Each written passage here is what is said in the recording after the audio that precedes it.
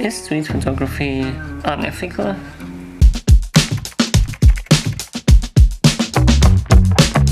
Welcome back to the segment Real Talk about street photography. Disclaimer up front.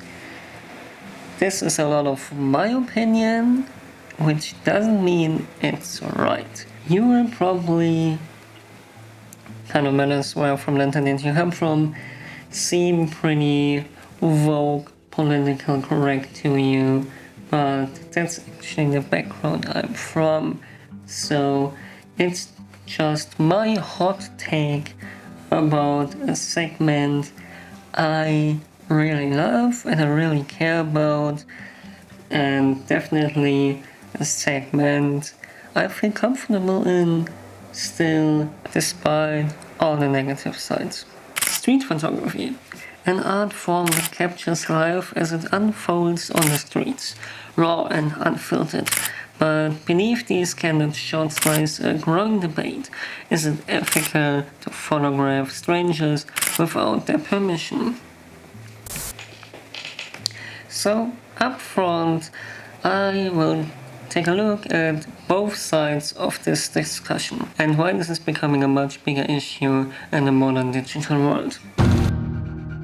Street photography has been around for ages, celebrated for its ability to capture the spirit of a city or moment in time.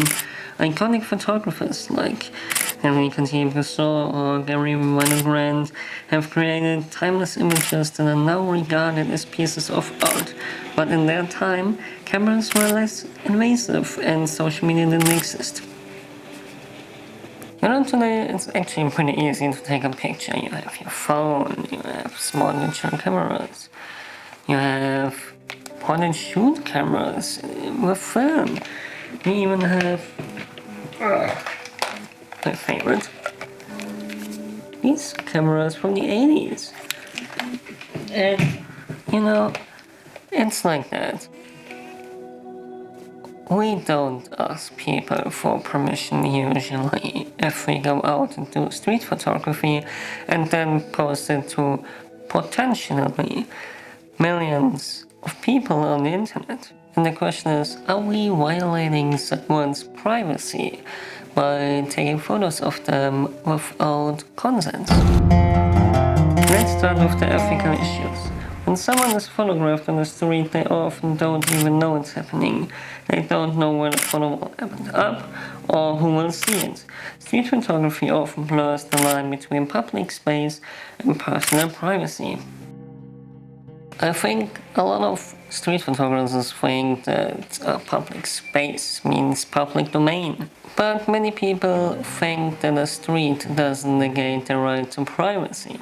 And to be honest, legal systems around the world reflect this idea pretty heavily, but also very differently. And to be honest, and that's the point where the first time an opinion of mine comes into, actually, if you're honest, by taking a picture of a stranger, you can get the feeling of violating this person's privacy, especially if you post it online afterwards. And the second point where my personal opinion comes into it is don't take pictures of people in vulnerable moments. I know a lot of photographers argue that this reflects life and this reflects the candid situation, but actually, in my opinion, it's nice to care about someone. And the last thing you should think about in this situation is, let me take a picture because I'm an artist. Instead of this, go to a person and maybe ask them if they need help. In street photography, consent is rarely given and often not even considered. This brings up the idea of exploitation. Is it right to capture someone's image, maybe even profit from it, without their knowledge or permission? Just imagine you're going to an exhibition, an art exhibition, a photo exhibition, and you see a picture of you. And the artist is selling an original print for like thousands of dollars. And this without your consent or your knowledge. And can you imagine that you or a person this happened to might feel uncomfortable? I think so. Yeah, a lot of people will now argue that maybe you should be humble because this big artist took a photo of you. No, this actually creates a power imbalance between the artist and the person which got photographed. And we don't want that. And what about social media? Platforms like Instagram, TikTok and YouTube have blurred boundaries further. Street photographers show pictures and videos without considering how the subjects might feel about it. Not everyone wants to be part of someone else's content, and in today's age, the internet's reach is global and permanent.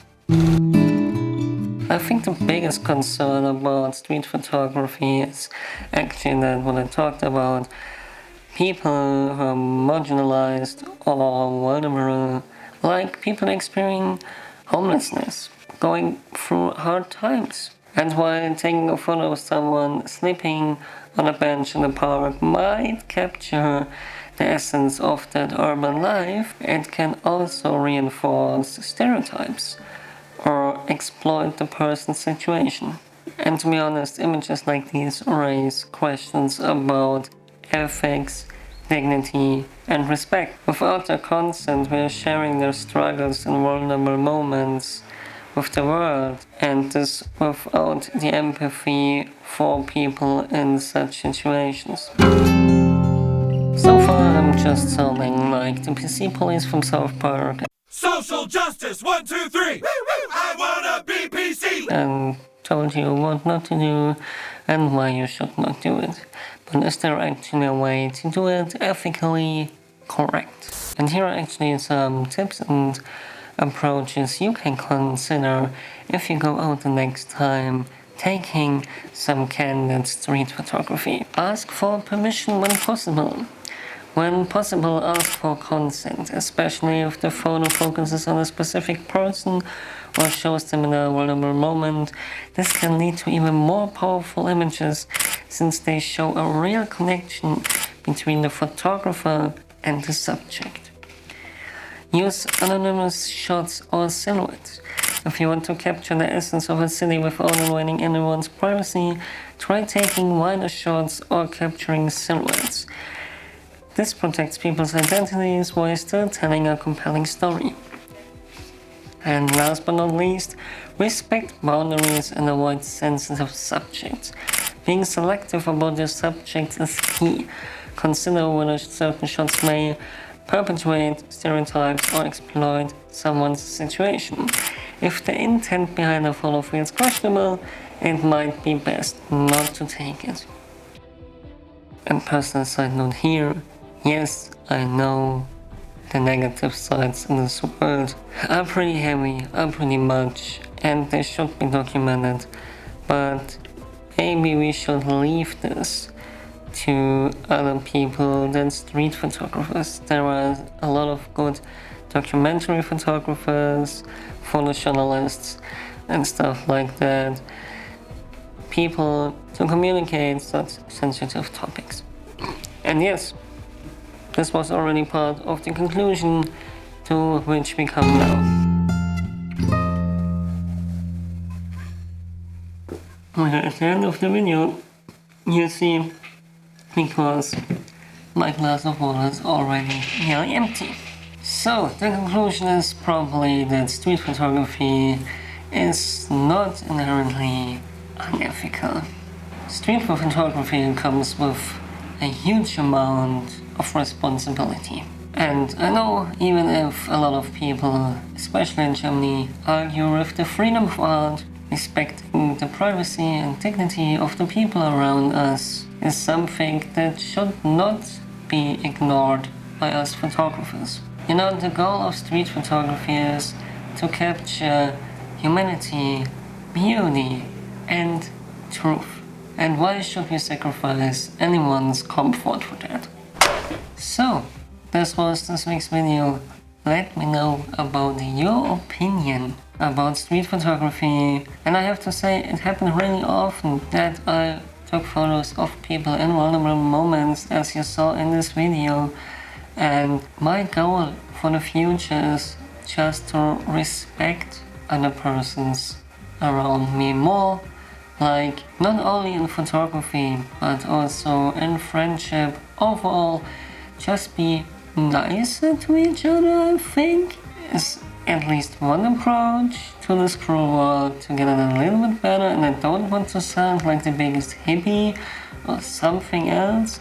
I don't say that you should love everybody, but there is definitely so much hatred in this world for all the wrong reasons that we should actually look at ourselves and our behaviors and what we as persons do wrong or do right, and if we harm someone or something. And I think this is an approach we can try to make this community a safer place. Don't forget, you as an artist are not better or way above the average person you meet on the street. So you can like, comment and subscribe if you want to. Until the next video, goodbye.